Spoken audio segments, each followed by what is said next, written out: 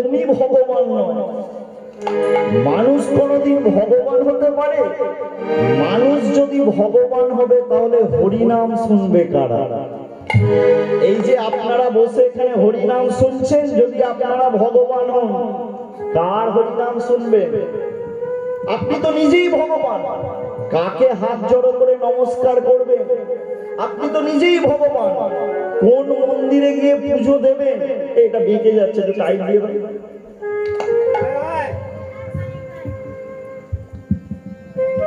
তাই মানুষ ভগবান নয়। ভগবানের 64টা গুণ আছে। এই অবস্থা ভগবানের 64টা গুণ আছে। মানুষ যদি ভগবান হয় অন্তত 3টে দেখা।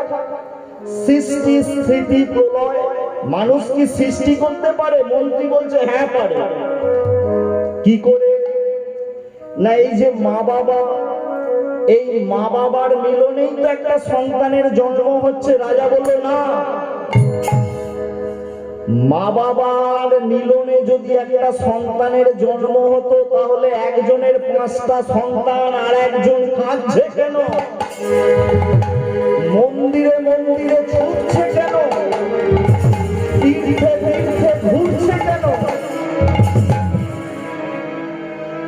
কারো 5টা মেয়ে, একটা পুত্র সন্তানের জন্য কত মন্দিরে মাথা ঠুকে ঠুকে কপালে দাগ হয়ে গেল, তবু একটা পুত্র সন্তান হলো না। কেন হলো না?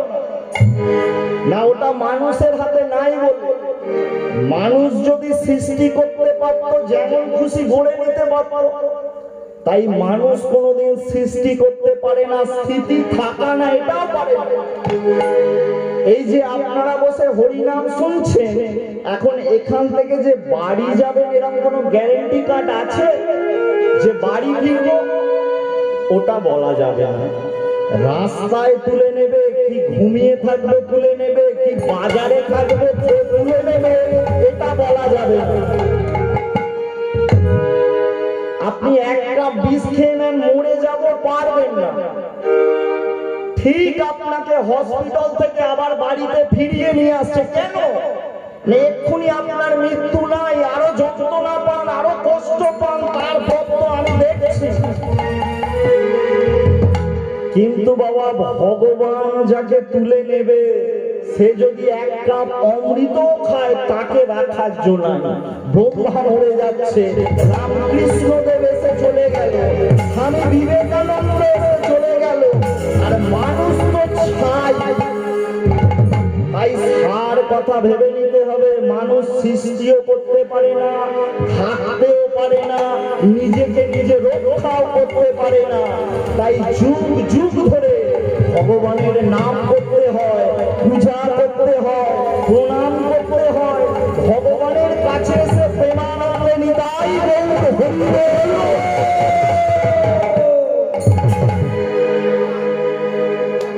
তাই হলো না তোমার দ্বারা, বাদ দিয়ে দাও। দ্বিতীয়টা বলো, ভগবান কি খায়? মন্ত্রী বলল প্রথমটা খুব কঠিন ছিল, এটা খুবই সহজ। তাহলে বলো ভগবান কি খায়? মন্ত্রী বলল ওটা মন্দিরে গেলে দেখা যায়। কি করে? না, এই যে মায়েরা থালায় করে বারকোষে করে মন্দিরে ফল মূল ক্ষীর সর নবনী ভগবানের কাছে নিয়ে যায়, ভগবান ওইগুলোই খায়। রাজা বলল কি করে খায়? মানুষ যা ভগবানের কাছে নিয়ে যায়, দেখা যায় কি ব্রাহ্মণ পূজা করে নিল, করার পর ব্রাহ্মণ ওখান থেকে হাত ভাগ করে নিল, আর আপনাকে হাত দিল, আর ভক্ত সেখান থেকে শুরু করে দিল খাওয়া। তাহলে ভগবান কি খেলো? মন্ত্রী বলল তাহলে কি খায়? বলে তোমার দ্বারাই হলো না, ওটা ছেড়ে দাও, 3 নাম্বারটা বলো। ভগবান কখন হাসে? মন্ত্রী তার ধারণা থেকে উত্তর দিল, মানুষ যেমন সুখের দিনে আনন্দ করে হাসে, ভগবানও ঠিক তখন হাসে। রাজা বলছে তাহলে এটাও ধরে নিতে হবে, মানুষ যখন দুঃখের ফাঁদে পড়ে কাঁদে তাহলে ভগবানও কাঁদে। বলে না, তা তো ভগবান কোনোদিন কাঁদে না। ভগবান মানুষের কান্না থামায়, মানুষের কান্না দূর করে। ভগবান অমানন্দ, সদানন্দ, সচ্চিদানন্দ। ভগবান কোনোদিন কাঁদে না। তাই হলো না তোমার দ্বারা। শেষ প্রশ্ন, 4 নাম্বার প্রশ্ন, ভগবান কি করে? 3টে হলো না। মন্ত্রী তার ধারণা থেকে উত্তর দিল, মানুষ যেমন বিভিন্ন কর্ম করে নিজেকে প্রতিষ্ঠিত করে, ভগবানও ঠিক তাই করে। রাজা বলল হলো না। মানুষ কর্ম করে তার পূর্ব প্রারব্ধ অনুযায়ী। পূর্ব জন্মে বাবা তুমি যেমন কর্ম করেছো, এই জন্মে ঠিক তেমন মা পেয়েছো, ঠিক তেমন বাবা পেয়েছো, ঠিক তেমন কর্ম পেয়েছো। আবার এই জন্মে যেমন তুমি কর্ম করবে, তোমার শেষটা ভালো যাবে, পূর্ব জন্মটা ভালো হয়ে শুরু হবে। ভগবান কর্ম করে না, মানুষ কর্ম করে। ভগবান কর্মের পরিচালক হতে পারেন, ধাতা হতে পারেন, পাতা হতে পারেন, কিন্তু ভগবান কর্মের অধীন নয়, মানুষ কর্মের অধীন। তাই হলো না তোমার দ্বারা। এখন একটাই কাজ বাকি আছে। রাজা মন্ত্রীকে বলছে, রাজ্যে রাজ্যে ঢাড়া পিটিয়ে দাও। আনন্দে নয়, ঢাড়া পিটিয়ে এটাই বলো, যদি কোনো পণ্ডিত থাকে, যদি কোনো জ্ঞানী থাকে, যদি কোনো ভূতজন থাকে, রাজা 4টে প্রশ্ন করেছে, যদি কেউ উত্তর দিতে পারে পুরস্কার পাবে, আনন্দে বাড়ি ফিরবে। ঢোল বাজাও। এখন রাজা যদি রাজ্যে ঢোল পিটিয়ে দেয় প্রশ্নের জন্য, এখন পুরস্কারের লোভ এমন একটা, এ মানুষকে ছাড়ে না। মানুষ এখন এই পুরস্কারের পেছনেই ছুটতে শুরু করেছে, যে রাতারাতি বড়লোক হয়ে যাবো, 10-20 টাকা দেবো, রাতারাতি বড়লোক হয়ে যাবো। তো পণ্ডিত জনের আর অভাব নেই, রাজপ্রাসাদে আসছে, উত্তর তো দিতে পারছে না, আর ফিরে যাচ্ছে। এখন কত পণ্ডিত এলো গেল, না যাই তারে গোনা গো। আজ কত পণ্ডিত এলো গেল, না যাই তার গোনা গো। কত পণ্ডিত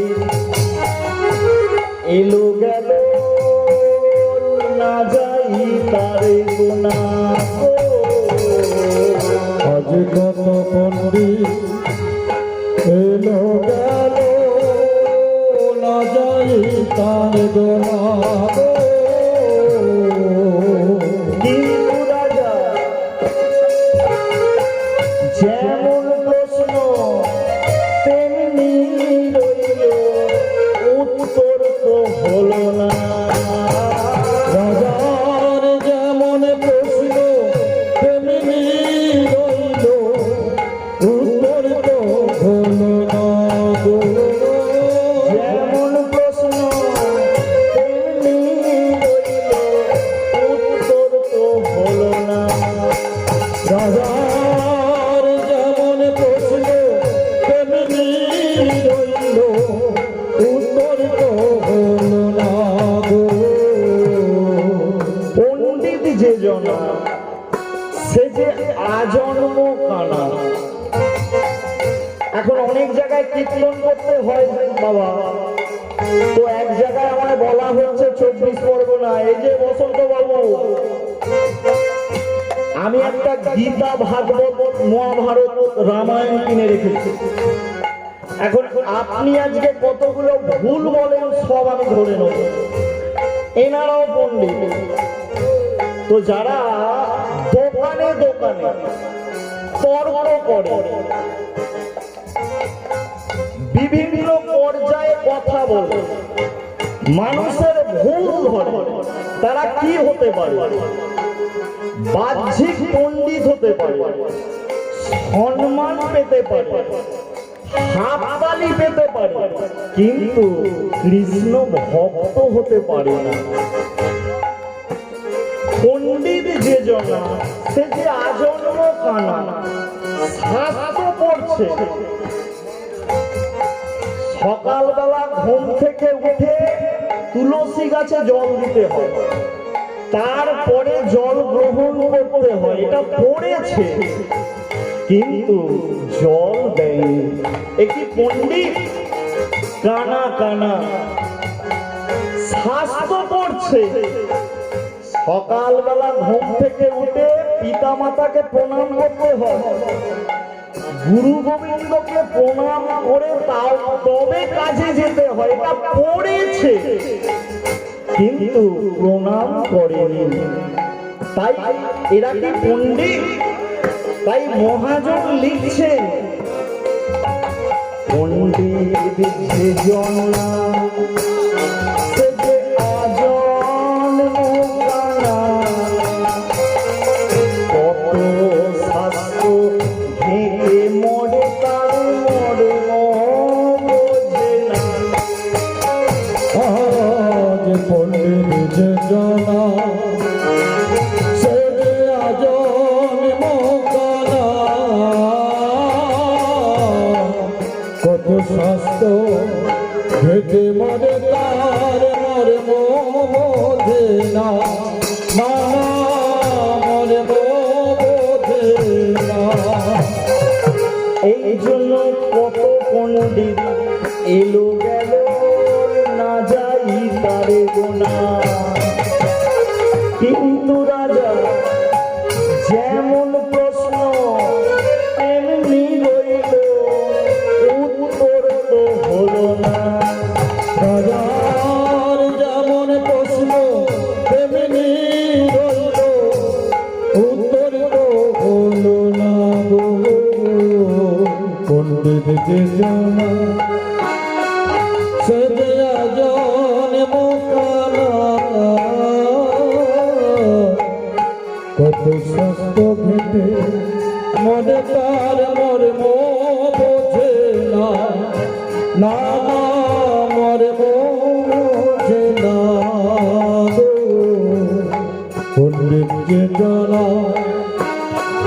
সে যে আজন্ম কানা,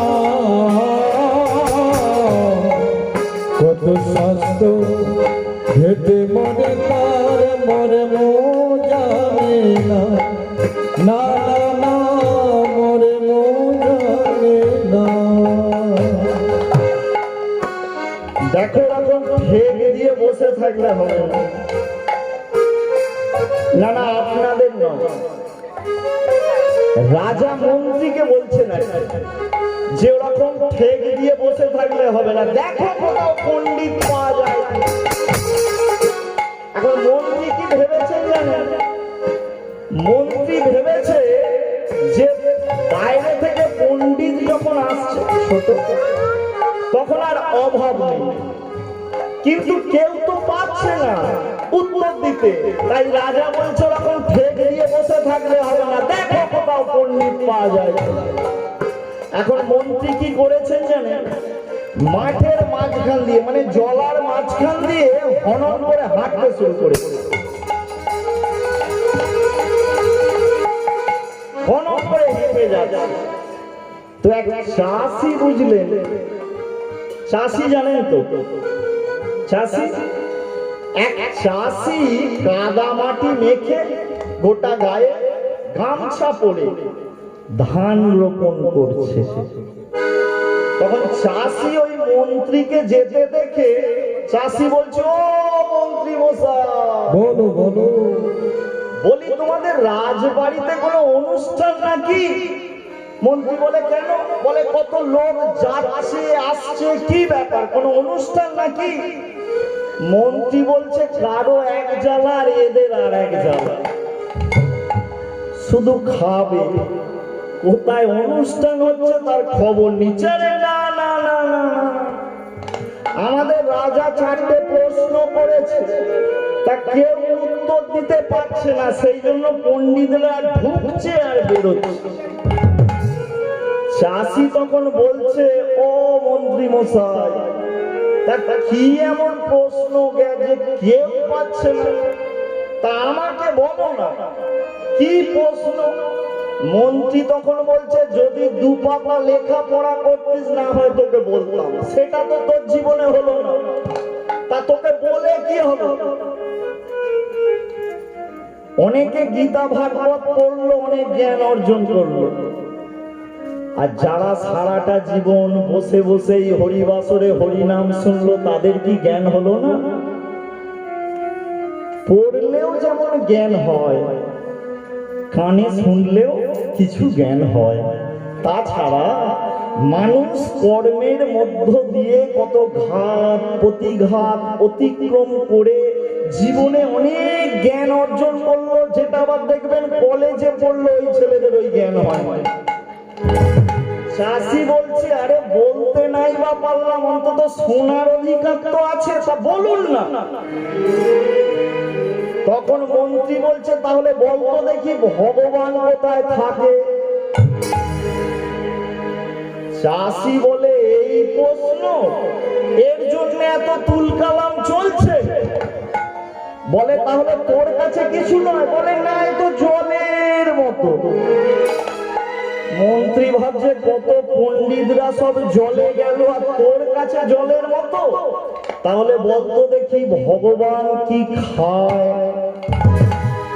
চাষি বলে, তো বাচ্চা ছেলেরাও বলে দিতে পারবে।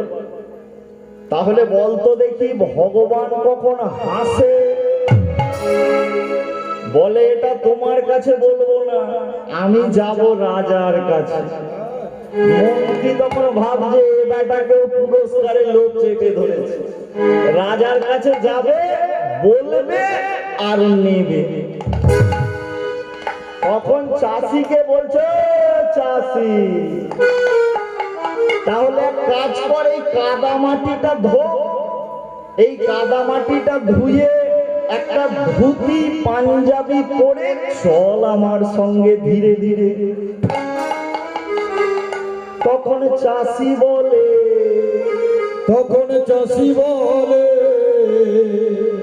আমার কি আর ধুতি আছে পাঞ্জাবি আছে?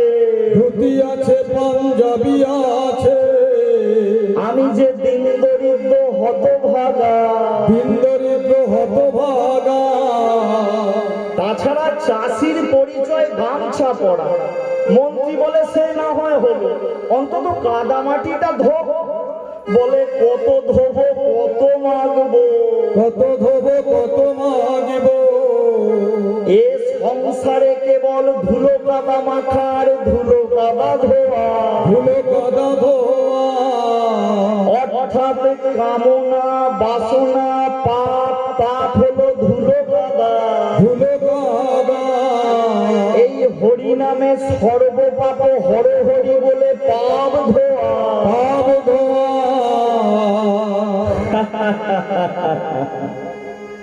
পানা পুকুরের পানা ঠেলা,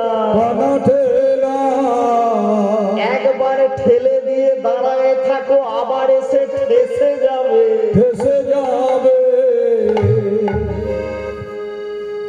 চাষি বলে, কিনা কতবার ধোবো, একবার ভক্তি ভরে নিতাই গৌর হরি হরি হরি। তাহলে ধুয়ে যাবে না যদি ভক্তি থাকে হৃদয়ে। তখন মন্ত্রী বলে, তাহলে চল আমার সঙ্গে। চাষি তখন উৎকণ্ঠ সুরে গান গাইতে গাইতে চলেছে কোথায় না রাজপ্রাসাদে। হেলাতে জীবন কাটিও নায়া, যুগল কিশোর চরণ ভজন।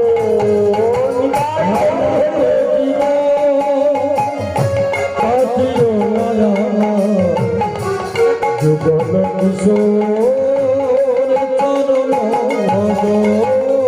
হেলাতে জীবন কাটিও নায়া, যুগল কিশোর চরণ ভজন।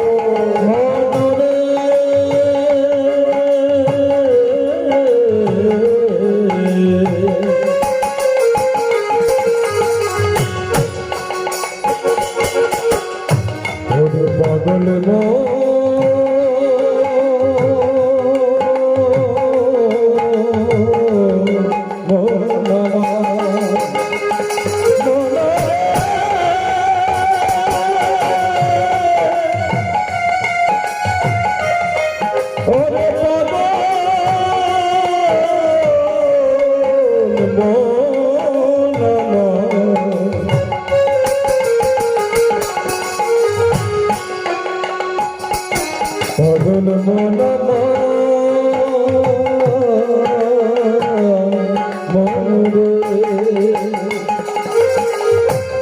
এই যে মানব জীব একই বাবা হালা ফেলার জীব একই খেয়ে ঘুমানার জীব ও তো জীব জন্তুরও খায় আর ঘুমিয়ে যায় না না এসে জীবন একই মা বাবা হওয়ার জীবন রে ও তো জীব জন্তুরও মা হয় বাবা হে ভক্তমণ্ডলী, যারা দেবতা হয়েছে তারা আগে আমাদের মতো মানুষ ছিল, কিন্তু সাধন ভজন করে হরিনাম সংকীর্তনে যোগ দিয়ে তারা এই মানুষ থেকে দেবতা হয়ে গেছে। নিতাই গৌর হরি বল।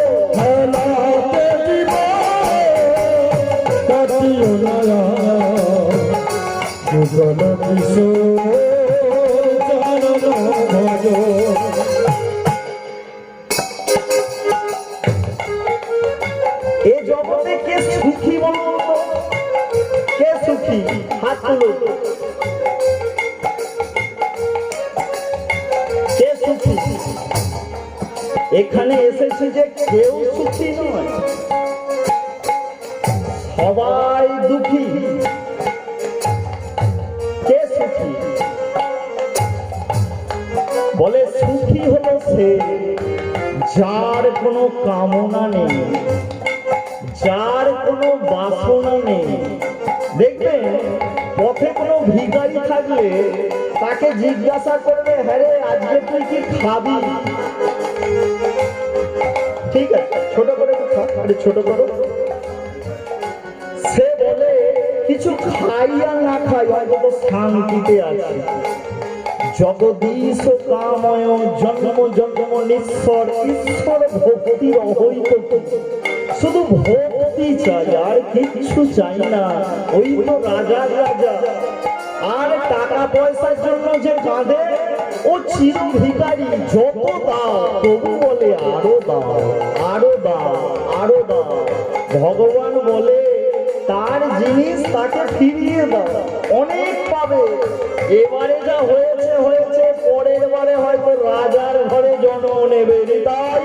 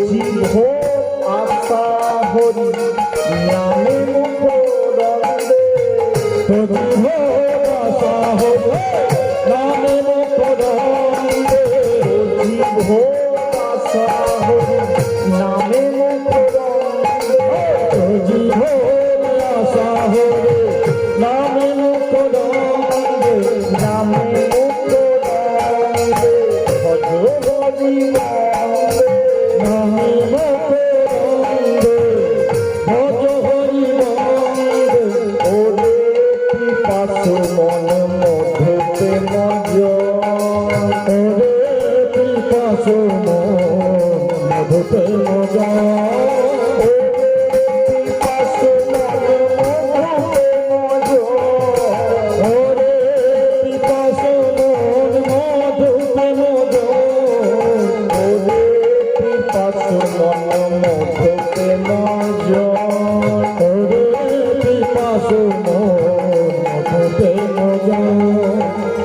আরে কি হচ্ছে এটা?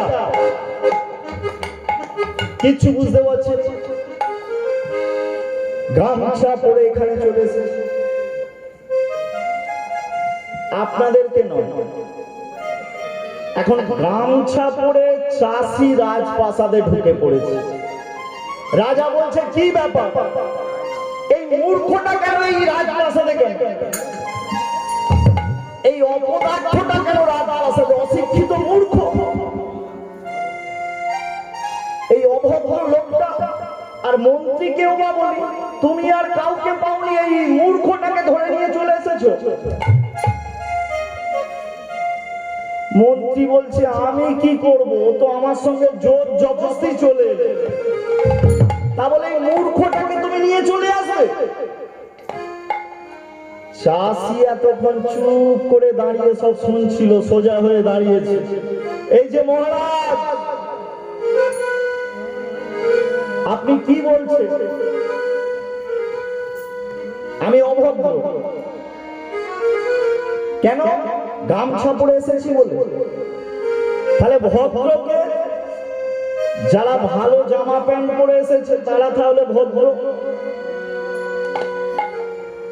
মহারাজ, ভালো জামা প্যান্ট পরে মানুষের চরিত্রকে কোনোদিন মুছে ফেলা যায় না। ভালো জামা প্যান্ট পরে সারা জীবনের কলঙ্ককে কোনোদিন মুছে ফেলা যায় না। কেউ গেরুয়া কাপড় পরে নিল, তা বলে কি সে সাধু হয়ে গেল? সাধু হয় সাধনার দ্বারায়, উপাসনার দ্বারায়। এ কিসের কর্ম? এ জগতে যদি কেউ ভালো হতে চায়, এ জগৎ সংসারে কেউ ভালো মানুষ যদি হতে চায়, তাকেই জগৎ সংসারে ভালো ব্যবহার করে দেখাতে হবে। নিজে যদি কেউ বলে আমি বড়, বড় নয়। অন্য যদি বলে তুমি বড়, জানতে হবে ওই হলো বড়। তাছাড়া আপনি আমায় মূর্খ বলছেন কেন? আমি কি আপনার প্রশ্নের উত্তর দিতে পারি?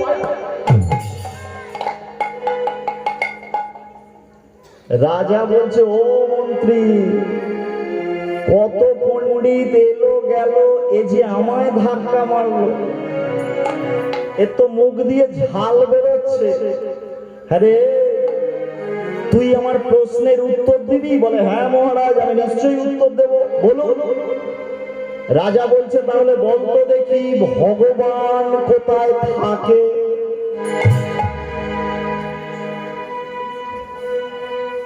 চাষি সঙ্গে সঙ্গে উত্তর দিয়েছে বলুন তো মহারাজ, ভগবান কোথায় নেই?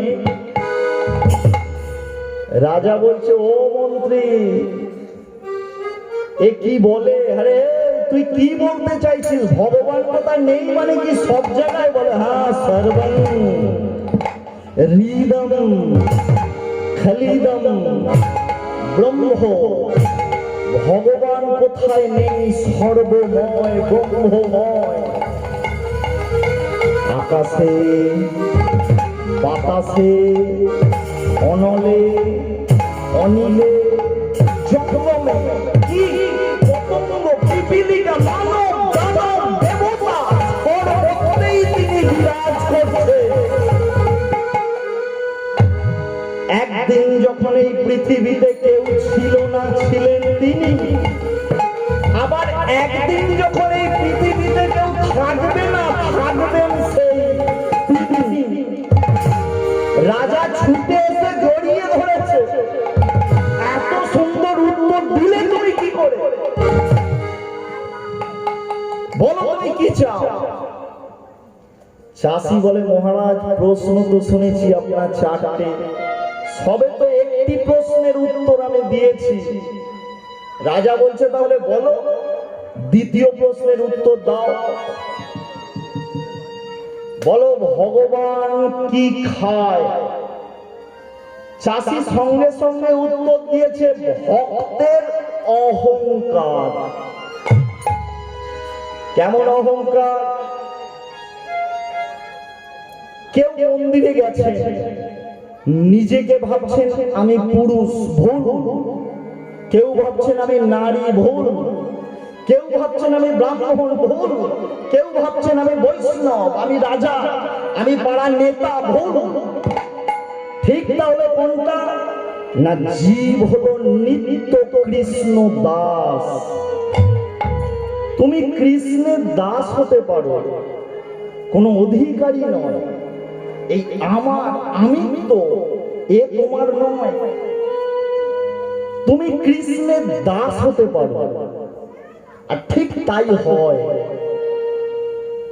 যখন মানুষের অহংকার অনেক থাকে, সেই অহংকার যখন তার চূর্ণ হয়ে যায়, ভালো পজিশন যখন মানুষের নষ্ট হয়ে যায়, কেউ কিচ্ছু করতে পারে না। তা সে ভগবান আগে মানত না, কিন্তু যখন আর কিচ্ছু করার থাকে না, তখন এই ভগবানের চরণে এসে বলে, প্রভু তুমি ছাড়া আমার আর কোনো গতি নাই, তুমি বিনা এ সংসারে আমাকে বাঁচাবার মতো আর কেউ নাই। ভগবান তখন সেই ভক্তের সেই অহংকারটা নিয়ে নেয়, খেয়ে নেয়, আবার তাকে পুনরায়, যে ছোট হতে জানে তাকে আবার আশীর্বাদ করে, পুনরায় তাকে নিতাই গৌর হইব বলে। রাজা খুশি হয়ে গেল, আনন্দে ভরে উঠল। এত সুন্দর উত্তর দিলে তুমি কি করবে? 3 নম্বর প্রশ্ন, ভগবান কখন হাসে? চাষি উত্তর দিল, মানুষের ব্যবহার দেখে। কিরকম ব্যবহার? এই যে আমার এক দাদা, নদীর ধারে আমাদের 2 বিঘে জায়গা, বুঝলেন তো, যেদিকটা ধসে যাচ্ছে আমাকে বলছে যে ওই দিকের 1 বিঘে তুমি নেবে, আর যেদিকটা ভালো জায়গা ওই দিকটা আমি বাড়ি বানাবো। আমি বললাম না, আমি ভালো দিকটা নেব, তুমি খারাপ দিকটা নেবে। সে বলল না, আমি ভালো দিকটা নেব, তুমি খারাপ দিকটা নেবে। ভাই ভাই অশান্তি লাগলো, মারপিট লাগলো, চুল ছেঁড়াছিড়ি হয়ে গেল। ভগবান বৈকুণ্ঠে বসে হাসছে, লক্ষ্মী দেখো মানুষের কেমন মূর্খের মতো ব্যবহার। বলে তুই যখন ছিলিস না এই জায়গা ছিল কার, আবার তুই যখন থাকবি না এই জায়গাটা হবে কার। তবু মানুষ বলে এই সব আমার। ট্রেনে বাসে উঠি বাবা, উঠলে কি হবে? বলে সিটটা আমার। আমি বললাম তোর বাবার? বলে হ্যাঁ আমার বাবা। হাতাহাতি হয়ে গেল, মারপিট হয়ে গেল।